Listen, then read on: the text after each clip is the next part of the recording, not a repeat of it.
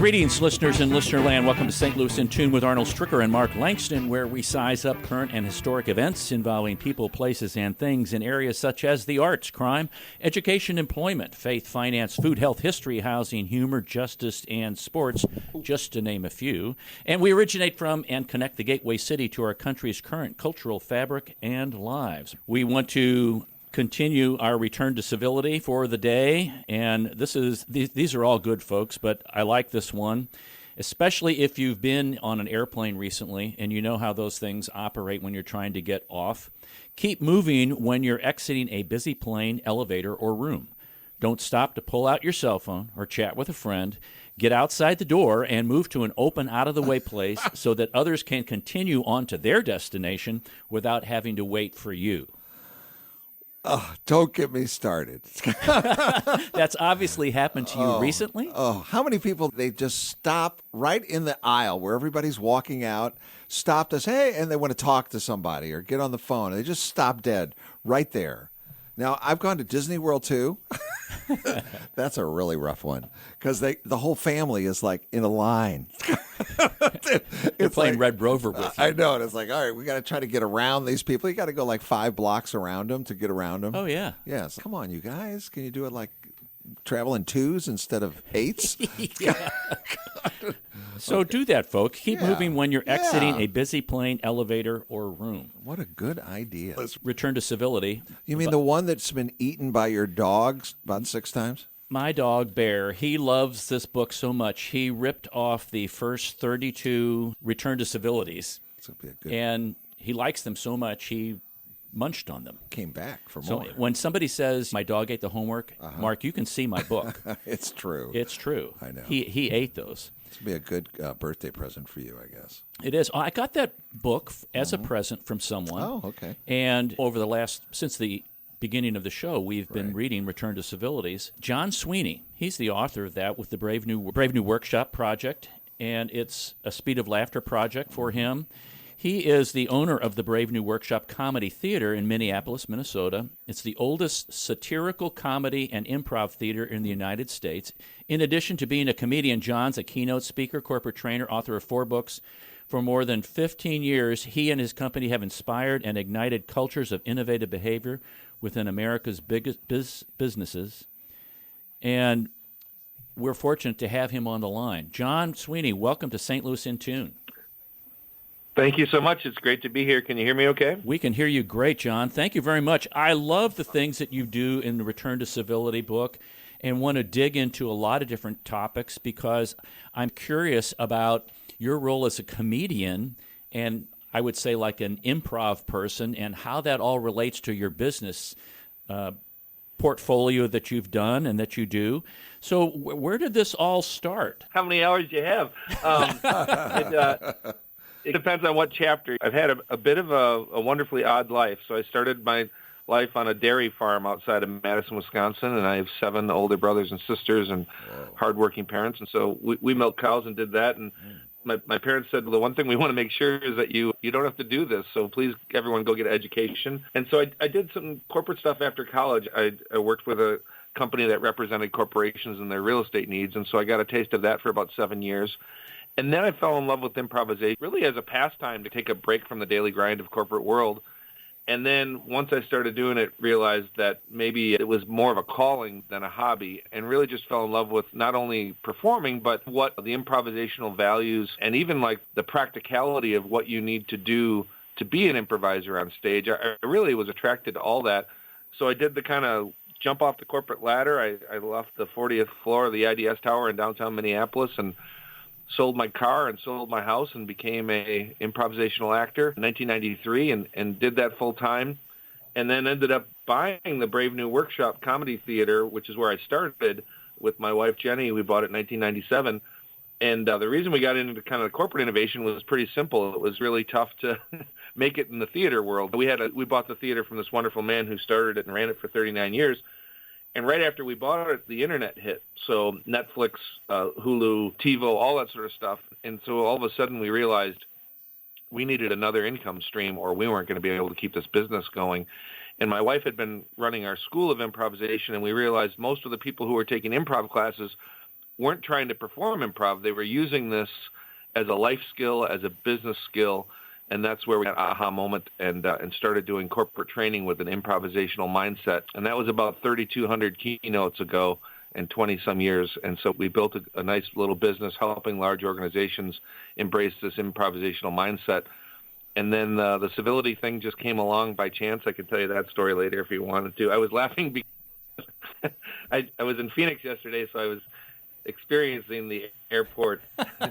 You really have to tie your shoe right now. And That's it. Can't you move to the left? Maybe the right? Yeah, like 3 feet. That's all it would take. All right.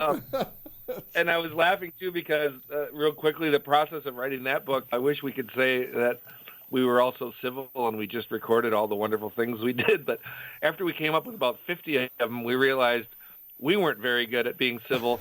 So the way that we wrote the book in some ways was we thought of all the things that were horrible that we hated, and then we just reverse engineered the grammar. Ah. So instead of complaining, we just said, here's what we could do. But yeah, that works. Really that works also like that, Yeah. Good for you for trying to be a better person. We're still trying. It's a work in progress. Okay. Yeah, especially if you have children. So my wife and I have 18-year-old and 16-year-old boys, and they're fine young men. But about every 3 days, they don't even have to chastise me with the words of how I'm being uncivil. They'll just say the number of what's in the book. So they'll just say, "Dad, 172, Dad, 172." And I'm like, okay, I guess that's great. I'm not following my book. Yeah. So when you talk about improv, define that for us, because people hear that, they think about maybe jazz improvisation or improv at a theater or something like that. Discuss what that is from your vantage point. Sure, and in general, it's a mindset that says I'm going to without a prior plan create something, and typically I'm going to create that with others. I'll just give you the two sides of where we've experienced it. So in the theater, it's pretty simple. We have 204 seats at the Brave New Workshop, and we stand in front of that audience and we ask them what's important to them, but very specifically, what would they like us to build on stage? What's the instant theater theme they'd like to see? And our audiences are mildly intoxicated because we have good margins on gin and tonics, and so it's encouraged. I think on our beer glasses it says, "Remember, the more you drink, the funnier we'll seem."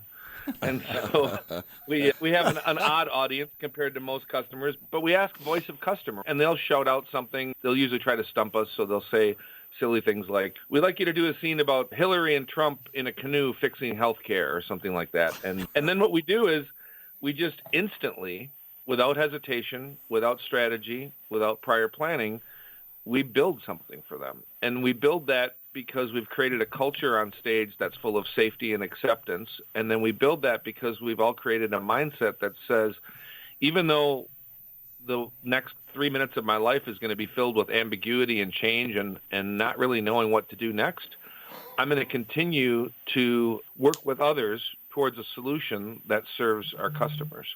And so that's what we do, at the theater. And then in the corporate world, it's very similar, right? We work with organizations and say it's a constantly changing environment from a competitive standpoint, from a technology standpoint, from a world safety standpoint, right? Whether it's the pandemic or Ukraine. And how can we create a mindset that allows us to perform even though we don't have the consistency or the factual data or the we know what to do next information that our brain really wants. Our brain wants to know exactly how things are going to happen. And when it doesn't know that, it sends us chemicals to make us be in a mindset of fear because it's trying to protect us. So what we do with our clients is say, how can we practice behaviors to override that mindset of fear and live more in a mindset of discovery or a mindset of improvisation? So in short, that's how we look at improv. And I like the short version, but we like to dig on this show a little bit. So I want to dig a little bit with that, with a couple different questions. And the first one is, are we too constrained in our thinking? Are we too robotic in our thinking, or too, what's the word I want to say, trained to think a certain way and not trained to think innovatively or think outside the box, if you want to use those kinds of terms, or in an improvisational manner? Yeah, we approach it in a couple ways. One is, and this came from a personal kind of revelation I had, We did a lot of research in the last book to understand the neurology of this mindset stuff. And so when I realized that my brain was built, and especially the part of the brain that controls our mindset, the really old and simple part of our brain in the back of our head, that's what controls the mindset.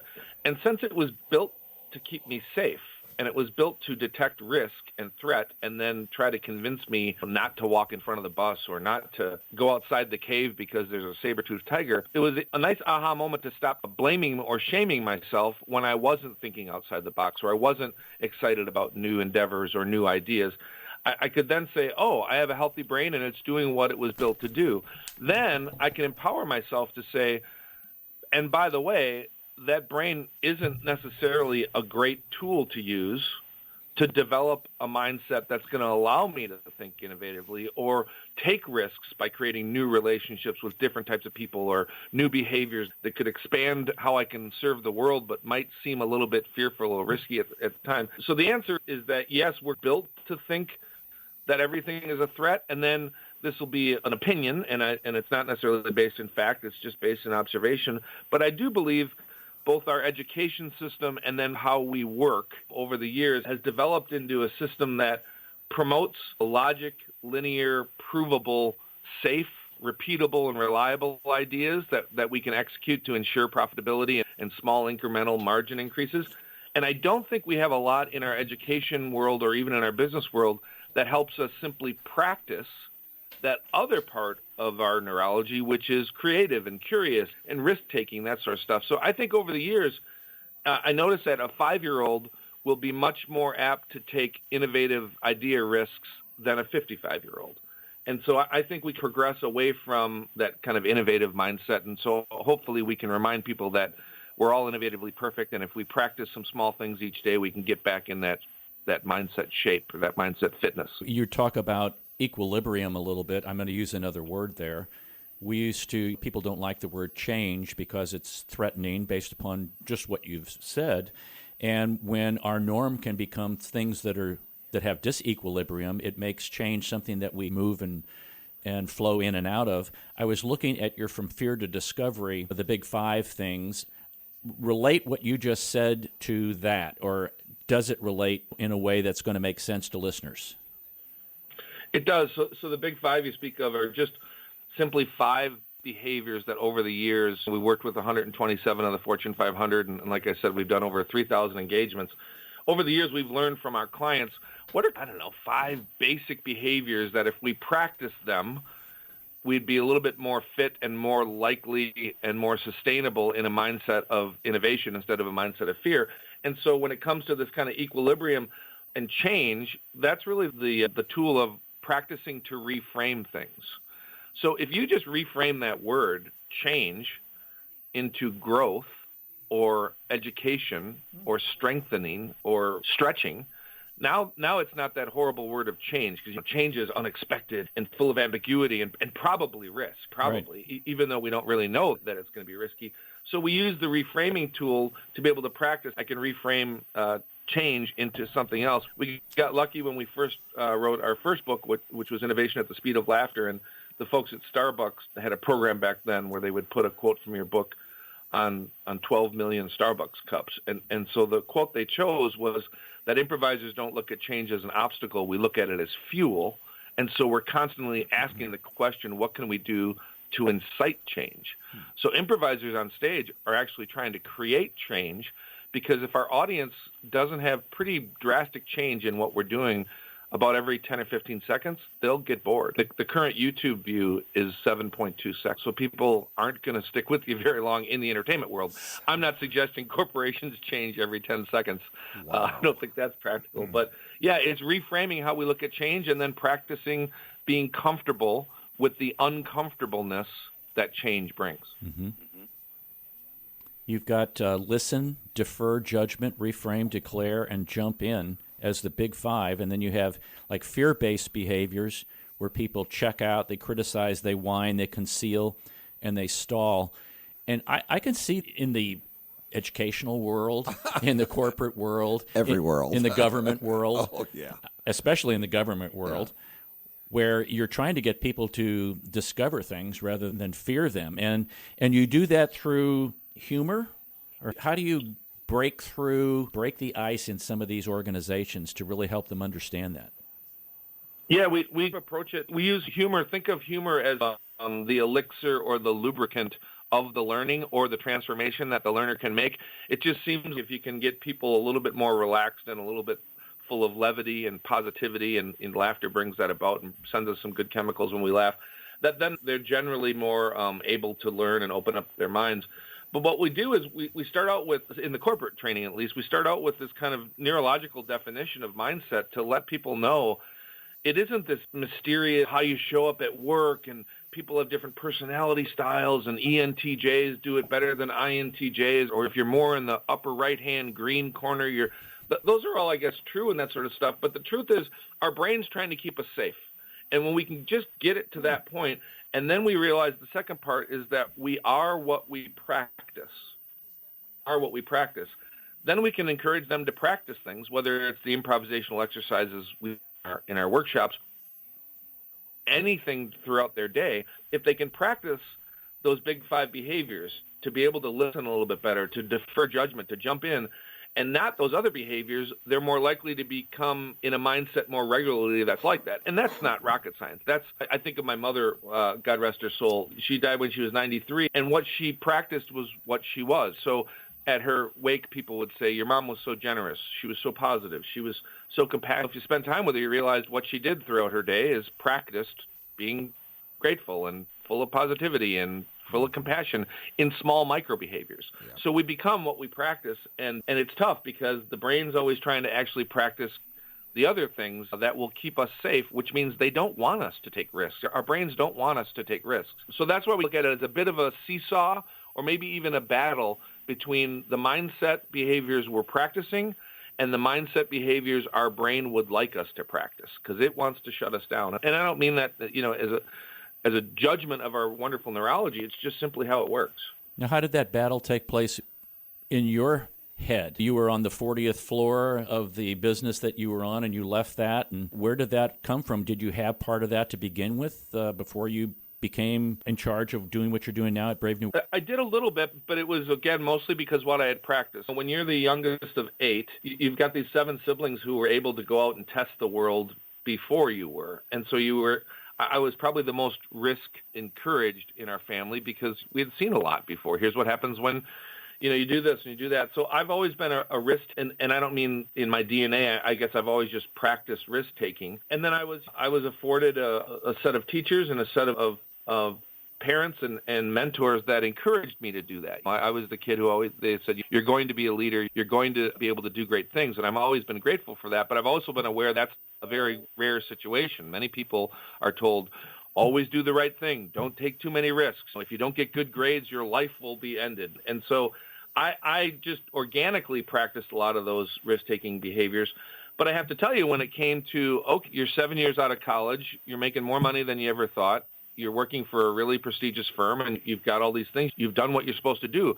And now you're going to quit your job and take a job as an improvisational actor for $200 a week without insurance, which is going to cause you to sell your home. That wasn't perfectly accepted by my brain. The quick story behind that was a gift that I was given that I'll always be grateful for. And it came from an odd place. So the man who ran that firm would be the other side. He was a lawyer by trade, and he needed analysis and proof before he ever took a risk. He wasn't a natural risk taker.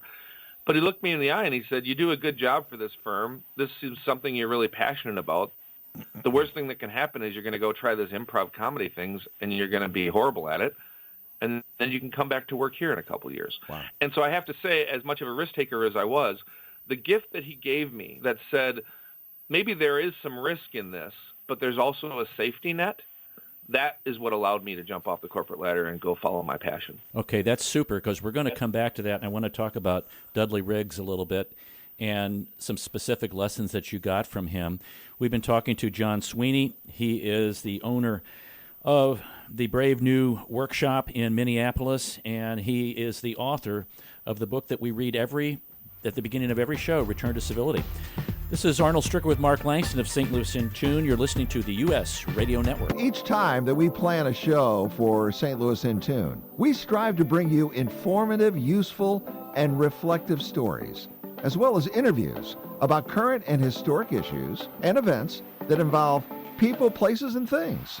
And while St. Louis in Tune originates from the Gateway City and covers local topics, we also connect what's going on nationally as well.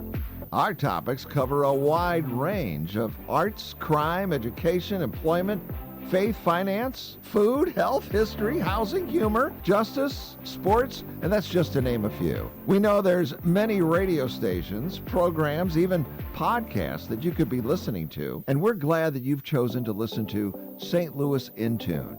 If you've missed any of our previously aired programs of St. Louis in Tune, simply visit stlintune.com. That's stlintune.com. There, you'll find every show from our first to our most current. Use the search engine to look for a show that might interest you from one of the many topics that we've covered. And drop us a line and tell us how we're doing. You can do that at stlintune@gmail.com. That's stlintune@gmail.com. St. Louis in Tune, heard Monday through Friday on the usradionetwork.com and many great radio stations around the U.S. and, of course, right here in St. Louis. And don't forget, check out our website, stlintune.com. That's stlintune.com.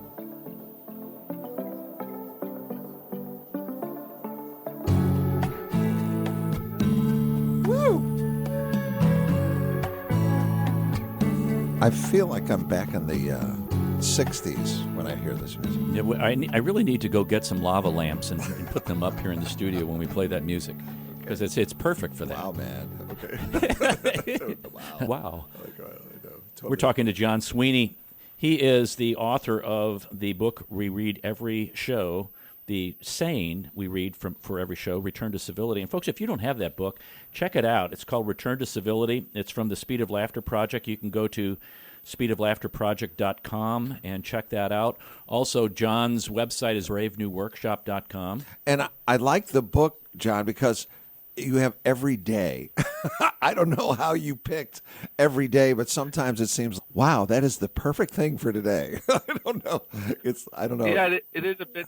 It's a bit serendipitous. We came up with 500, and then we edited it down to 365, and that's how I use the silly little book. I just open it up and flip my thumb through it and stop wherever it stops. And I think sometimes those serendipitous messages are the ones that hit the hardest. And I do have to say, and this is all on us for not giving you the right information, please know that I'm unfortunately no longer the owner of the Brave New Workshop Comedy Theater. We sold it in November, and I can tell you that whole story too, because there's some lessons in that. We're so grateful that we were able to sell it, but we hadn't missed a weekend in 62 years. Dudley had run it for 39 years, and my wife and I had run it for 25 years.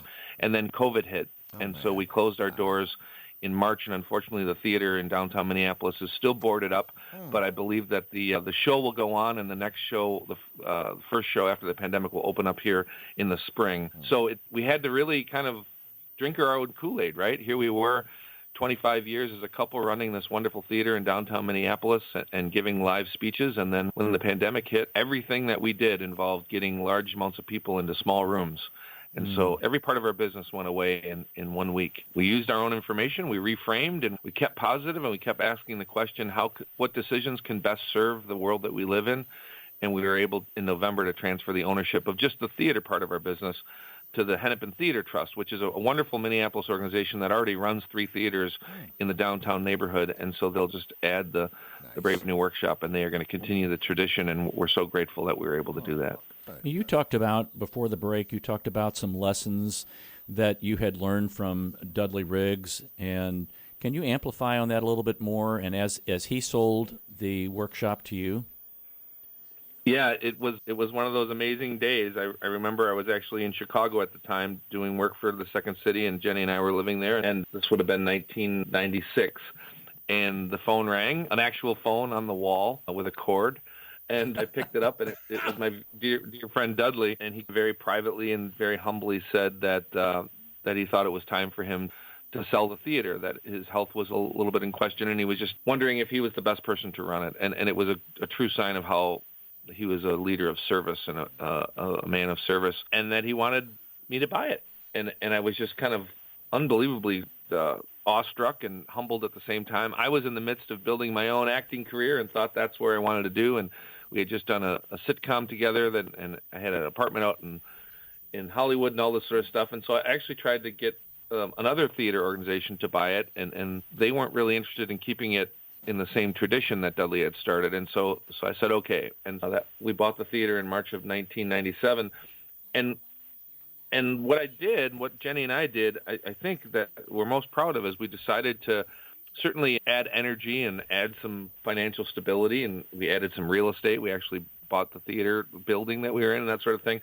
But we tried to honor and keep the traditions as much as we could. And at almost every decision, we would always ask, does this honor what Dudley built? And does this honor the tradition of this theater? And it was really clear, and I'm like 2 weeks into owning the theater, that the theater was way bigger than the people who owned it or even the people on stage. It was more of an important institution and tradition than it was a business. And so we tried to do that for 25 years, and I'm very confident that the Hennepin Theater Trust will do it.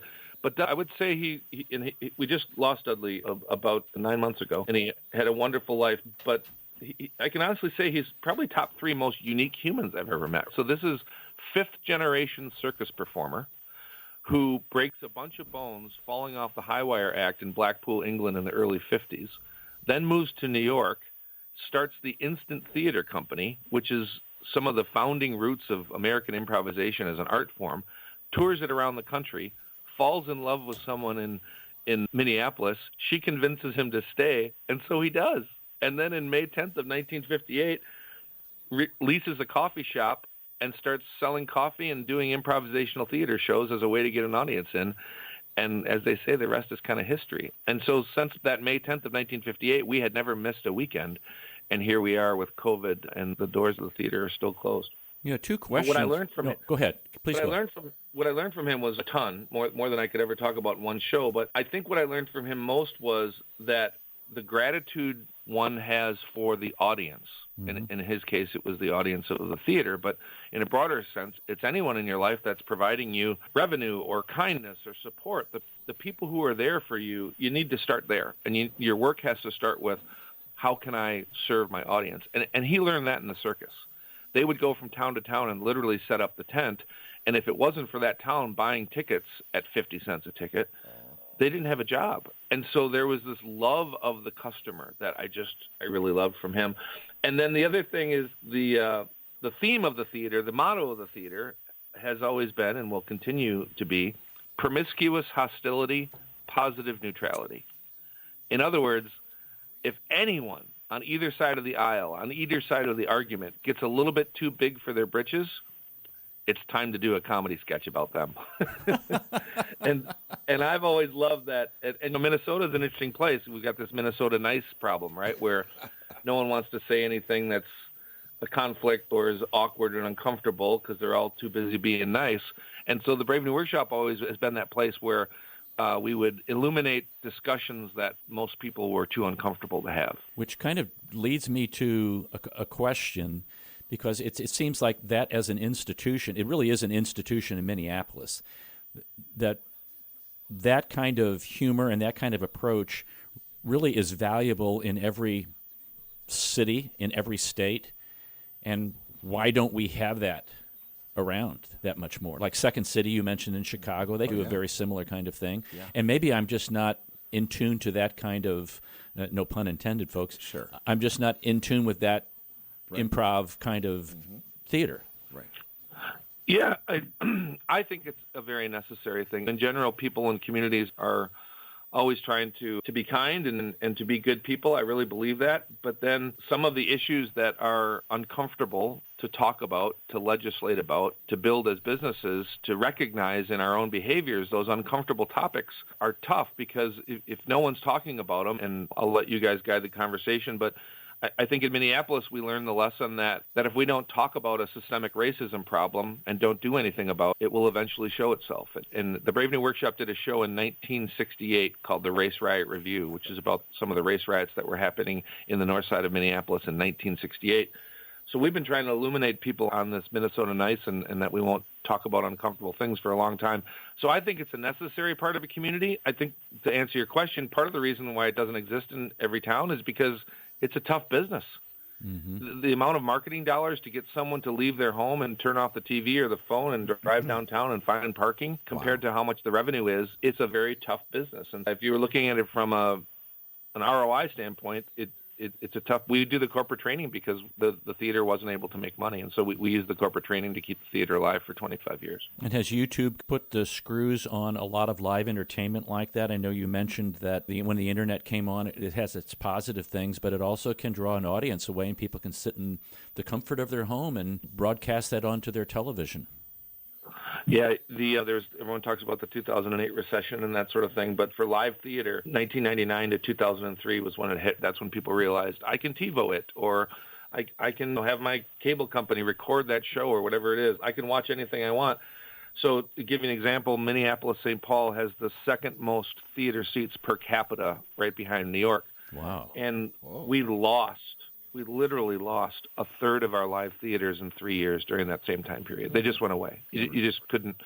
And we almost lost the Brave New Workshop. And if it wasn't for this new revenue stream of corporate training, we would have lost the Brave New Workshop.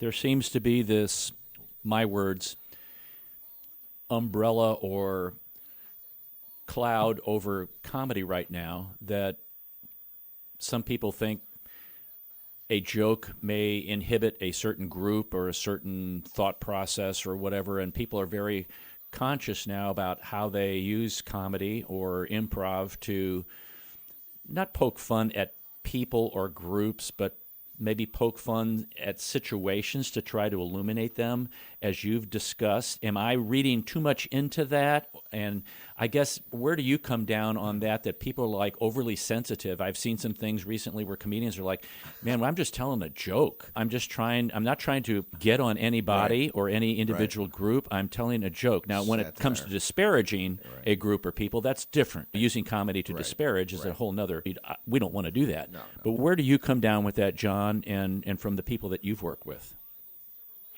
Yeah, it's been now coming up on 30 years of asking the question, what do people think is funny and will make them laugh? And then what's an important topic that you need to discuss? Because we're unique in that standpoint, right? We don't write comedy sketches or perform improvisation just for the sake of the laugh. To be on the stage at the Brave New Workshop, it has to have some sort of satirical point, right? You have to be able to talk about something that's important. Not vulgarity for the sake of vulgarity or shock value. None of that stuff exists on our stage. So I've been watching that and where that line is. And I have to say, there's a good side and a tough side of it. I think the good side is you just have at least increased the question of, is this offensive or not? And can I expand my understanding of who it could possibly be offensive to? So I'm really for that, right? Like, I have to say, if you looked at some of the stuff that even in 2003 we put on our stage, I look at it now and I cringe and I say, wow, I was really insensitive. I let that go on stage, and I know our intentions were all good, but intentions aren't necessarily always what is the only thing needs to be considered.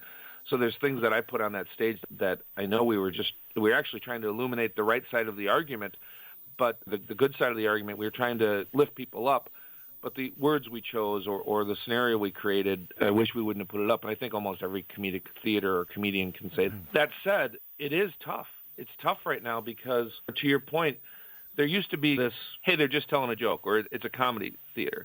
And so, of course, they're there for fun. And I think sometimes that was used as an excuse to do some things that were just simply not the right choices and were disparaging. Mm-hmm. So I hope that goes away. But then I think we also, as a society, need a place where we can go and just laugh for the sake of laughter. And it got harder and harder in the last 5 years. I remember the last election show that we did. Actually, I think it was a holiday show. I think it was a show called The Trump That Stole Christmas. And again, we always pick on both sides of the aisle. But it had gotten so contentious in the theater that we had to have everyone in the theater before the show stand up, raise their right hand, and take a pledge that they acknowledged that they were in a comedy theater. And so the purpose of tonight's theater performance was to have fun and laugh and make fun of things. Like we literally had them do that. And then what we did to lighten the load is we played the song from The Fresh Prince of Bel-Air and put the words to the song on because it's a ridiculous song. So we had everyone sing a song together before the show as a form of unity, that we could all be goofy together. Good. But that wasn't even thought of 10 or 15 years ago. People would come to the theater and they would laugh and that sort of stuff. So there's some good things. I think there was comedy that was divisive and hurt people, and then it's difficult. And so it'll just be interesting to see where it goes next. Now, you talked about the show that you did, and I went to the Minneapolis show about some systemic racism. What year was that? 1968. 1968. Wow. And you don't look that old. Okay. Yeah, you don't. No, I was 3 years old at the time, so when I say we did, I history of the theater. Oh, okay. Okay. Right. I don't want to say this to disparage any governmental group, but yes, he is. How long does it take to comedy does reveal reality? Oh, yeah. And especially satirical comedy. Thank goodness. Have you ever done something like that, and then a governmental entity was like, we really need to do something, and you did see some changes come out from that? I think so. I hope so.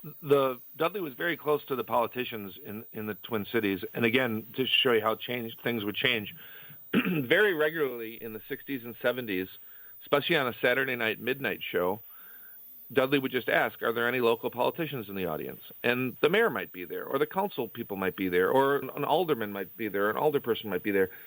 And he would welcome them up on stage, and we would work them into the improvisation. Great. And we would take shots at them, and they would laugh, and that sort of thing. It was, again, back to that little black book, it was more civil back. And so I think some of it was good. And I think the reason they went to the Brave New Workshop back then was to laugh, but was also, to your point, to maybe hear what was on the forefront of the discussions going on, or whether it was public transportation or school issues. Because I remember in 1999, we did a sketch called I Love Tiger Woods. And it was a sketch about a very white suburban school district being all excited about bringing students in. But then when they found out that they were bringing students in from the north side of Minneapolis in buses, they were a little bit less excited. And they kept justifying that they didn't really want to bus kids in from the north side of Minneapolis, that they weren't racist. And they knew they couldn't be racist because they love Tiger Woods. And we were pushing buttons in 1999 about whether or not segregation in Minneapolis schools still existed. And if you look at, even the statistics today, Minnesota is one of the absolute best states in the country for education in general. And we have the third worst graduation rate for African-American students. Third worst. Alabama's better than Minnesota. And so that was 20 years ago when we were pushing that button then. So I do believe that is a wonderful role of satirical theater. If the theater's doing their job, they are listening to what are some changes that maybe it's the top of the spearhead that we need to really start talking about. Which comes to a question I have about your two words here, yes and. Explain that to folks and how you use that. Yes and. Yeah, and they're certainly not our words. Yes and are the two most common words. And if you go and take an improv class anywhere in the world, in that first class, talk about yes and it's just a wonderful pair of words. We define it specifically, I think. We look at it as a state of mind. We look at it as a set of behaviors. We look at it as an individual and then group culture. And so for us, the yes is really an acceptance of your current reality. And so on stage, it means this is my team. That's the suggestion we just got from the audience. This is what we got. In our training, especially in our corporate world, we say that this acceptance of the current reality is your market share, your budget, your technology, your bosses, the team that you have. And as improvisers, when we say yes, what we do right after that is we reduce the amount of frets that we have. We don't fret about what we don't have. We celebrate what we do have. We don't complain a lot about. We have this kind of mindset of abundance instead of scarcity. So that yes means, here's what we got. Let's make the best of it. And then the and is forward. And is a conjunction, so it takes you to the next word in the sentence. And so it's about what can we build together? How can we move forward in a culture of acceptance and a culture of respect to build a solution for our customer, which in improv is usually a good comedy scene, but in the corporate world, it's whatever the customer is looking for. So that yes and is that 1-2 punch. And we literally, in improv, we use it as a conjunction, a part of our grammar. We say the words yes and very often. Sometimes it's just as simple as that. If I was improvising with you guys and I walked in and they said, oh, there's President Nixon, instead of saying, oh, I couldn't be President Nixon because he's passed away, or I don't want to be President Nixon, I would just say, hello, it's great to be your president. I would yes and did. And so it's not saying yes to everything, especially in our corporate training. It's being in a mindset that says, yes, this is where we're at, and we're going to go forward towards a solution. Now, I can't let you get away without talking about one of my favorite things that you do, Jiggly Boy.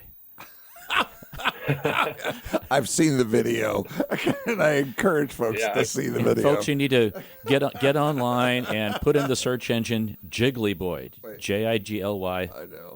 And I have a request, too. You need to make a dad joke book, too, a dad's joke book. Ooh. Now that you're a dad, you got those 2 kids with you. I know. You'd probably do a good dad I think joke. my sons would tell you I'm a walking dad joke, that everything about me is just one big dad joke. But it's a fun story, and I tell the story a lot in my speeches because in some ways it incorporates a lot of it's the most ridiculous thing I've ever done, and yet in some ways it solidifies how I was raised, what I believe in, what I've learned from Dudley, what I've learned from improvisation, and hopefully how we can move forward in this world of civility. As part of our business, we developed some creative service products for professional sports teams. And that was because professional sports teams had come to us and said, we need you to make the customer experience a little bit more entertaining. And the teams that we typically work with, the reason they would ask us to make the games more entertaining is because their teams were really bad at the games that they were supposed to be playing. and the Minnesota Timberwolves, unfortunately, they're a lot better this year, and I'm a big fan, and I hope we make the playoffs, and I know we will. But the Minnesota Timberwolves were an example of not being very good at the game they played. We used to joke that sometimes I would wonder if basketball was the first sport of everyone on the team because they seemed unfamiliar with the game and not really sure of how to do it. And so the Timberwolves asked us to brainstorm with them. What could we do to let these Minnesota nice people know that they can just let their hair down and have some fun at a game? So we created a list of possible things we could do, and one of them was, hey, Sweeney's a Packer fan, and those guys, they take off their shirts at the game and just have a fun time, even though it's 20 below. Can we do something like that? And I instantly, even though I'm a yes and person, I instantly said, no, that's just a bad idea. I don't want to do that at all. It's just stupid. How about if we move on? Oh. And for some reason, they thought that was a good idea. So a long time ago, the first time Jiggly Boy danced, it was all set up, right? So it was just my wife and I, because we didn't have kids yet. And the dance music came on, and I danced with I took my shirt off, and of course they had all the cameras on me in the arena. And then 2 of our actors, dressed as police officers, came down and took me out of the game. And that was all planned. And what wasn't planned is the arena went crazy at halftime, and 119 people went to the customer service desk to demand that poor fat guy get let back into the game. They were really concerned. And so in some ways we did it a little bit too well. They really believed it. And so then they brought me back in the game in the third quarter, and the audience just went nuts. And so once they liked the character, we ended up dancing with the dance line a couple of times that year and did a bunch of personal appearances, and Jiggly Boy caught on, and we just used it as a super fan. Then and then thank goodness it stopped. Like, thank goodness it stopped. But we were on the Today Show and ESPN, and this was before you could go viral.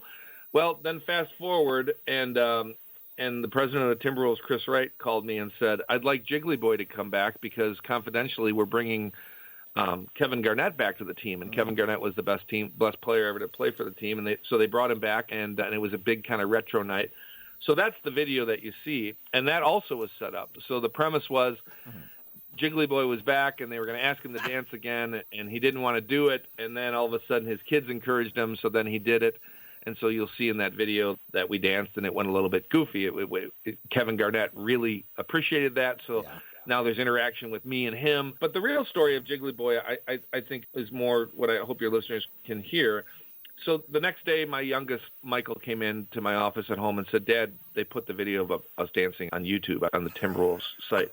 I said, that's great. And he goes, yeah, it's got 10,000 views already. And then he came back at noon and said, Dad, there's 100,000 views.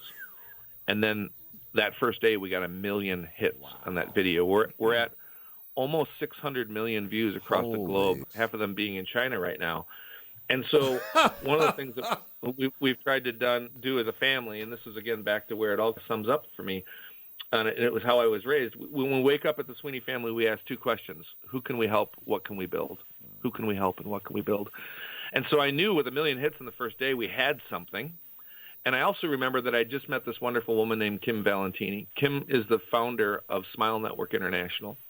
And Smile Network International is a Minneapolis-based nonprofit that goes across the globe and does cleft palate surgeries on kids in third world countries. And I remember learning from her that it wasn't just a cosmetic thing. It was that if they don't repair that child's face, it can't suckle, and so it can't gain weight. And in third world countries, a third of the kids who are born with a cleft palate perish. So it's a life or death situation. So what I'd love your listeners to do is to actually go to jigglyboy.com, and you can go to jigglyboy.com and watch the video, but you'll see on that jump page, you can also click on Smile Network International and give $1 if you can.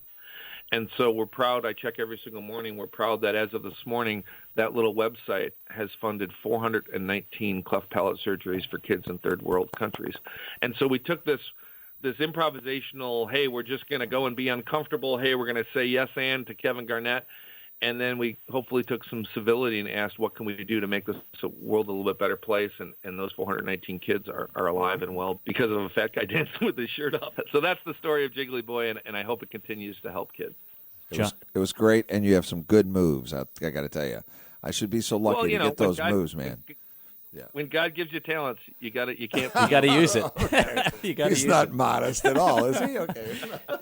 John, we've thoroughly enjoyed this conversation, and kudos to you and the team for all the things that you have done and that you're doing and going to do, and appreciate the thoughtfulness about how you are really helping others, no matter whether you can see them out in the audience or whether they're on the other side of the world. So thank you very much for what you're doing.